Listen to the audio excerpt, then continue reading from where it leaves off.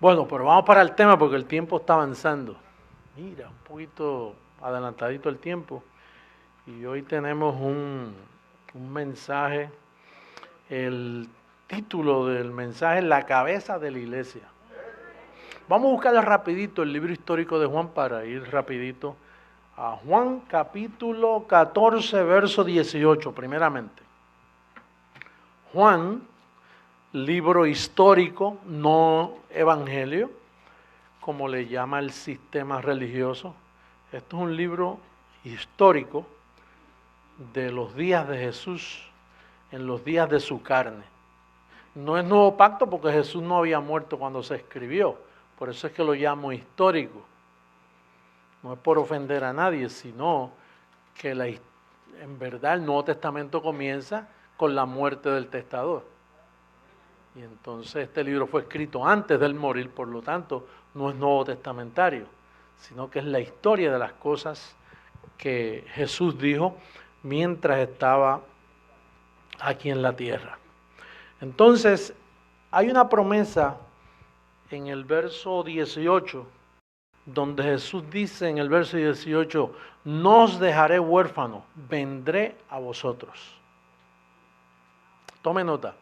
El tema es la cabeza de la iglesia.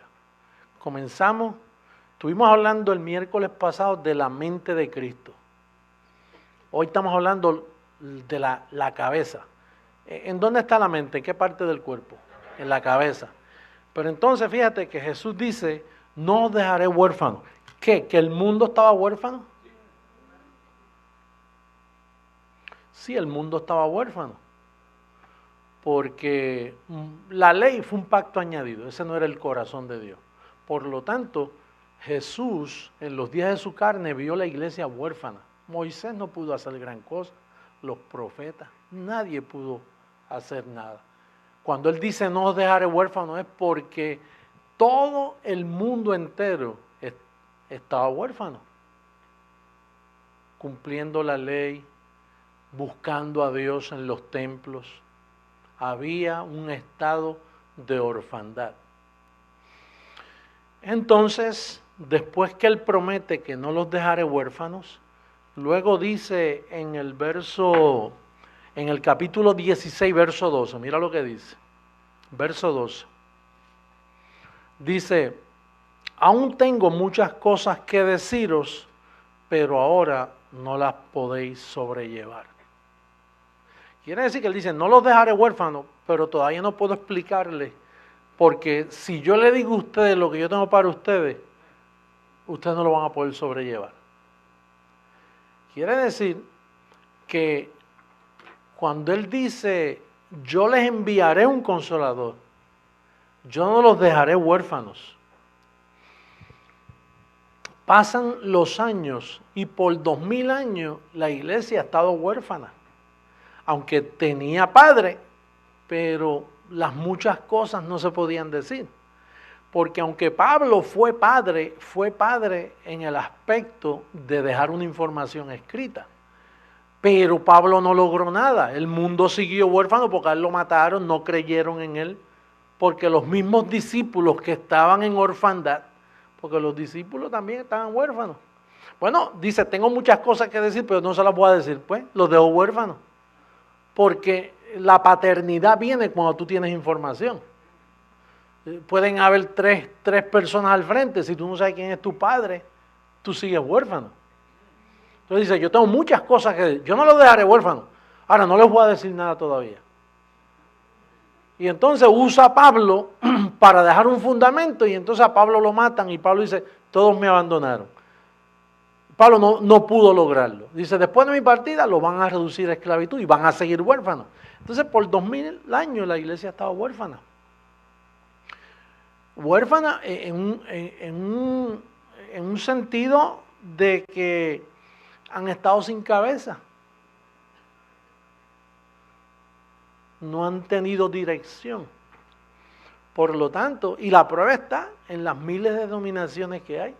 Mira, están los católicos, están los protestantes, están los mormones, están los testigos, están los espiritistas, están evangélicos de diferentes partes. Y todos dicen que no se ponen de acuerdo.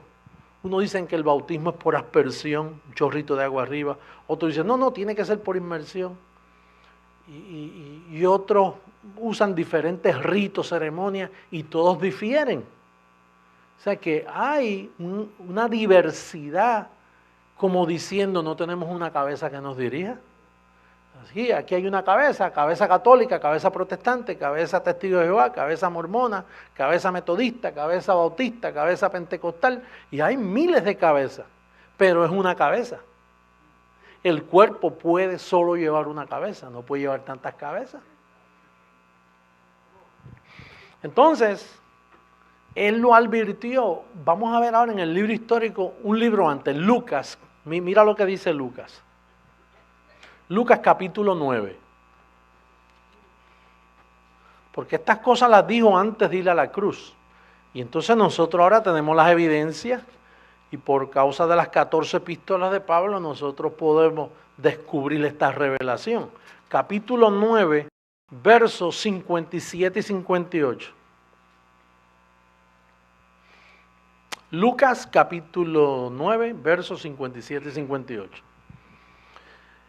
Yendo ellos, ahí estamos todos, ¿sí? Puede mirar la pizarra electrónica si no tiene Biblia. Dice, yendo ellos, uno le dijo en el camino, Señor, te seguiré a donde quiera que vayas. Y le dijo Jesús, las zorras tienen guarida y las aves de los cielos nidos, mas el Hijo del Hombre no tiene donde recostar la cabeza. Como quien dice, este hombre dice, mira, yo te voy a seguir donde quiera que tú vayas. Jesús le dijo, no hables sandeces, porque tú no tienes, todavía yo no he revelado mi cabeza, tú estás en un estado de orfandad. ¿Cómo tú me vas a prometer a mí que tú me vas a seguir? Si tú no tienes provisión para seguirme. Fíjate, le dice, mira, yo te sigo donde tú quieres, mira con lo que le sale, dice, mira, la zorra, las aves de los cielos. Ahora, el Hijo del Hombre no tiene donde recostar su cabeza. Y tú estarás pensando, pastor, es que él era muy pobrecito, no tenía con dónde comprar una almohada. ¿Qué? ¿Que necesitaba una almohada?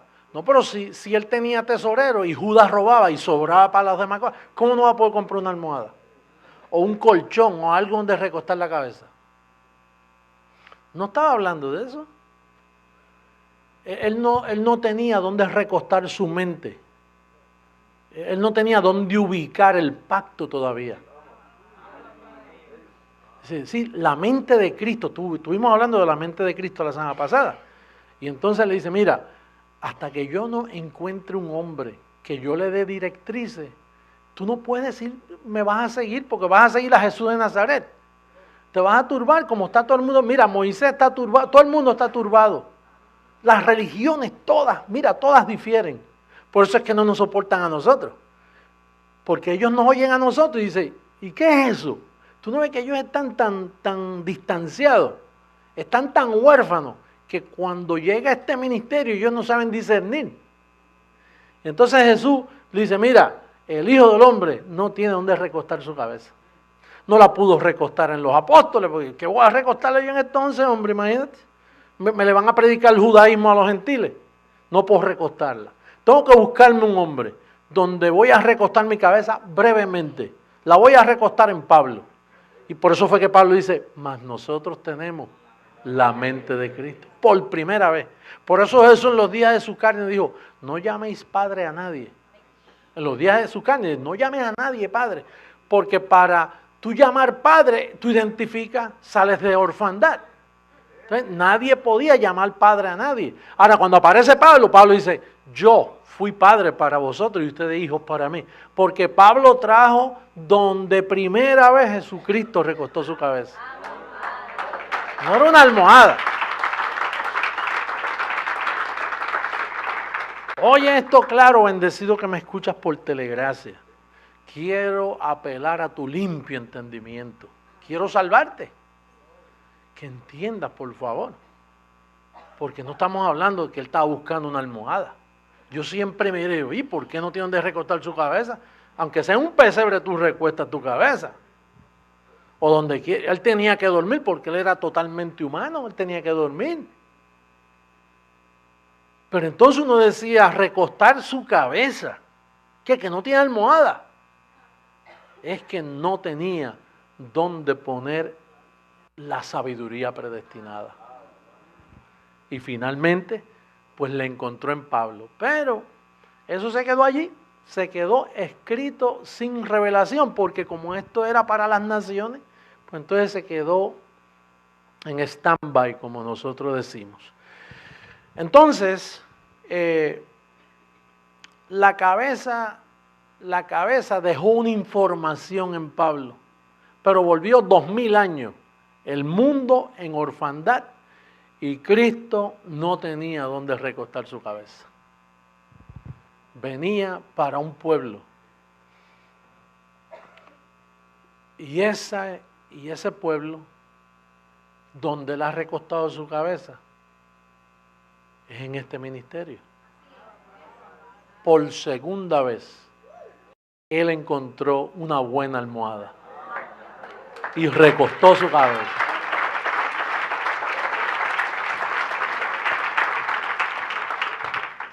Oye, ¿y cuál es el propósito de que un cuerpo tenga cabeza? Efesios capítulo 4, verso 15, por favor. Rapidito ahora. Efesios, tome nota los que me están viendo por internet. Estudie esto, por favor, porque estamos hablando de vida o muerte. Si tú no entiendes el mensaje que Jesucristo te está dando ahora mismo, vas a fracasar como religioso, como sea. Vas a fracasar. Porque te está hablando la cabeza. La cabeza.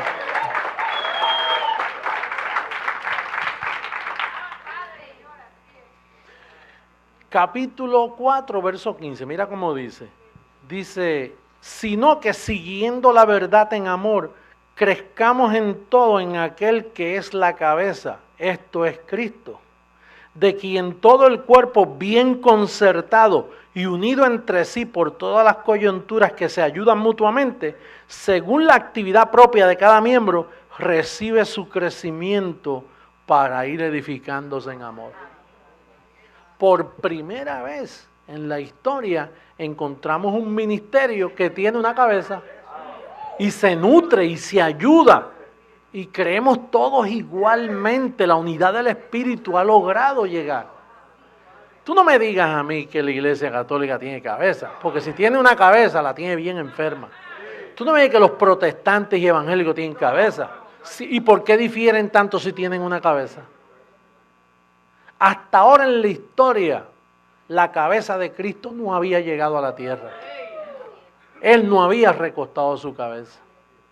Porque si hay un cuerpo y una cabeza, el cuerpo y la cabeza van unidos y se ayudan mutuamente, creciendo en amor. Porque esto es un ministerio de amor. El mero hecho de que no te conozcamos en la carne, mira, es la expresión de amor más grande que puede recibir una persona.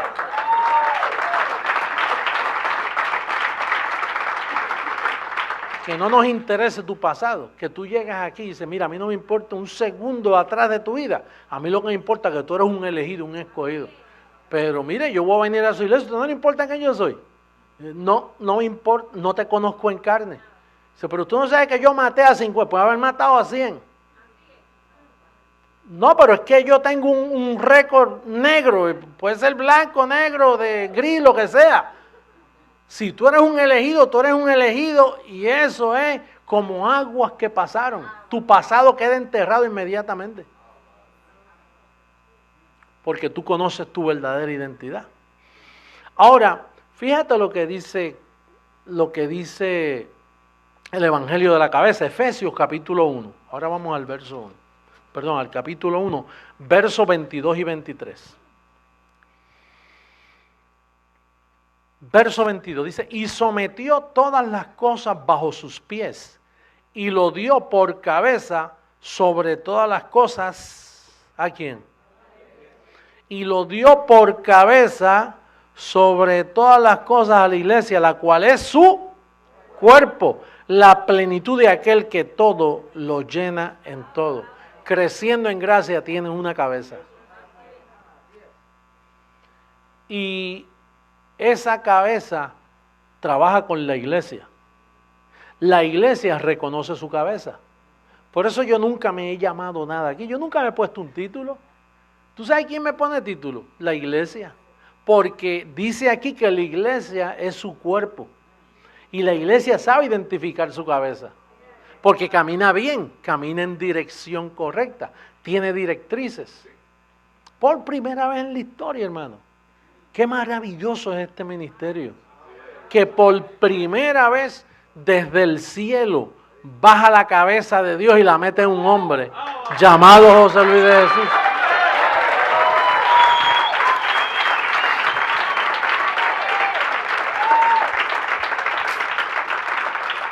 Primera carta a los Corintios, capítulo 2. Vamos a ver lo que hace la cabeza. Cuando él recuesta la cabeza, mira cómo hace el apóstol Pablo en el capítulo 2 de primera carta a la iglesia de los Corintios, en el verso 6. Dice, sin embargo, hablamos sabiduría entre los que han alcanzado madurez. Y sabiduría no de este siglo, ni de los príncipes de este siglo que perecen, mas hablamos sabiduría de Dios en misterio. La sabiduría oculta, ahí es donde él recostó su cabeza. La sabiduría oculta, la cual Dios predestinó antes de los siglos para nuestra gloria. Por eso dijo, no los dejaré huérfanos. No los voy a dejar huérfanos, les voy a dar la información. Y es la sabiduría oculta, la que Dios predestinó antes de los siglos para nuestra gloria. La que ninguno de los príncipes de este siglo conoció, porque si lo hubieran conocido, nunca habrían crucificado al Señor de gloria.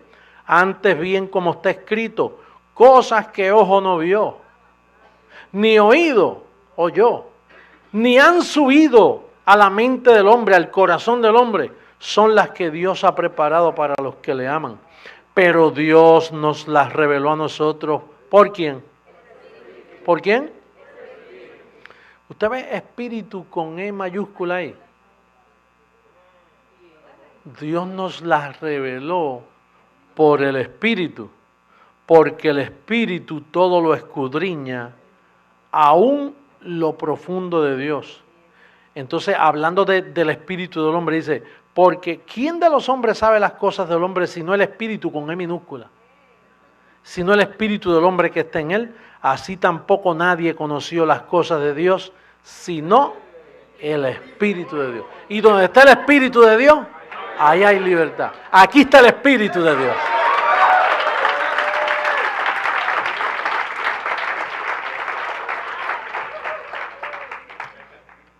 Yo estoy totalmente convencido de que la cabeza de Dios la metieron en mi cabeza.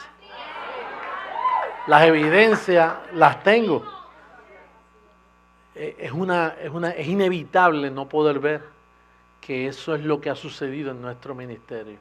Y ustedes son la iglesia del Señor y esto es un cuerpo no que está a la deriva, como andan, con mucha pena los digo, las demás iglesias. ¿Cómo me van a decir que eso es la cabeza de Dios si no concuerda? No concuerda con el Evangelio ni con las Escrituras. Todo lo que vemos.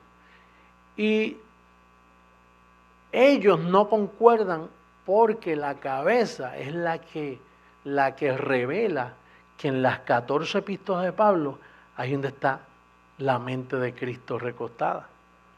Ese misterio estuvo ahí.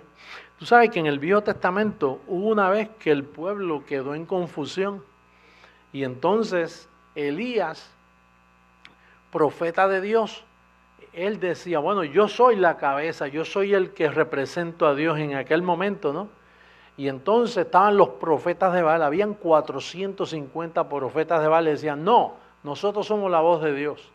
Y entonces Elías dijo, no, yo soy la voz de Dios. 450 en contra de uno. Y entonces pues el pueblo no encontraba qué hacer, y entonces Elías dijo, se paró frente al pueblo y le dijo al pueblo, vamos a hacer un trato.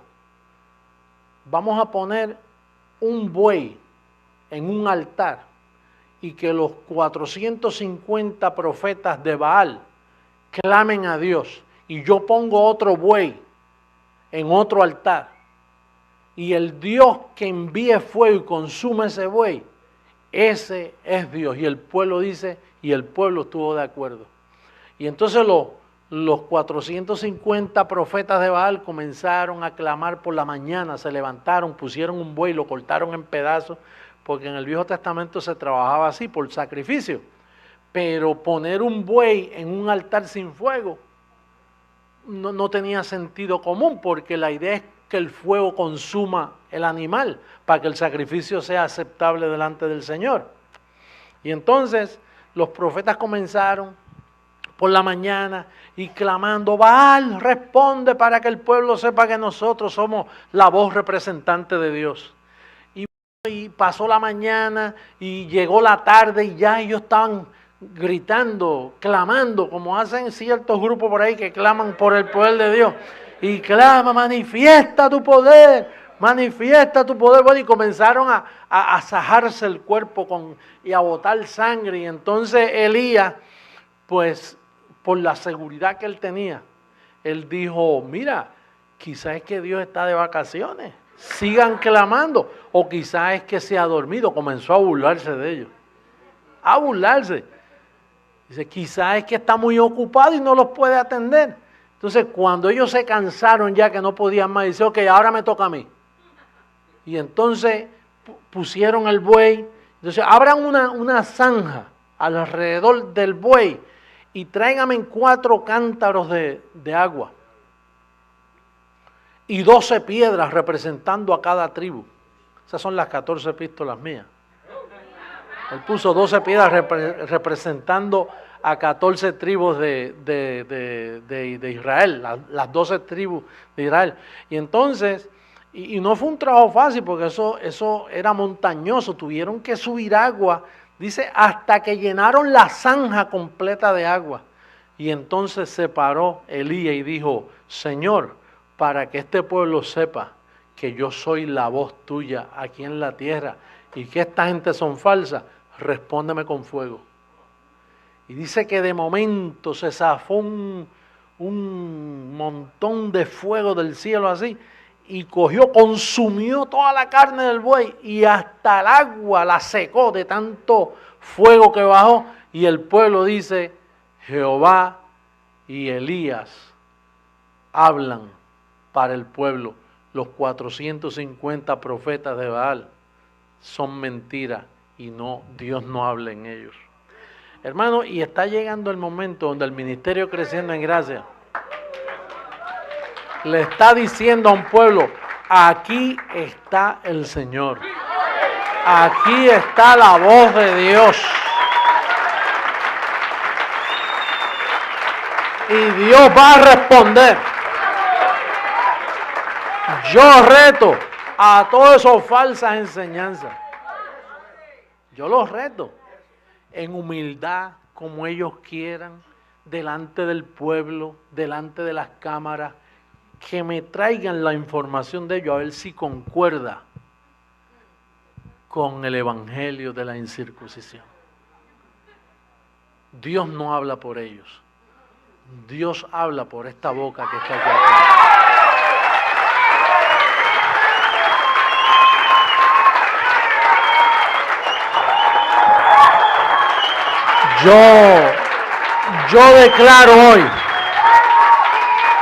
Yo declaro en este día, por las cámaras del internet, por las cámaras con evidencia mundialmente, yo declaro que ellos han errado al blanco.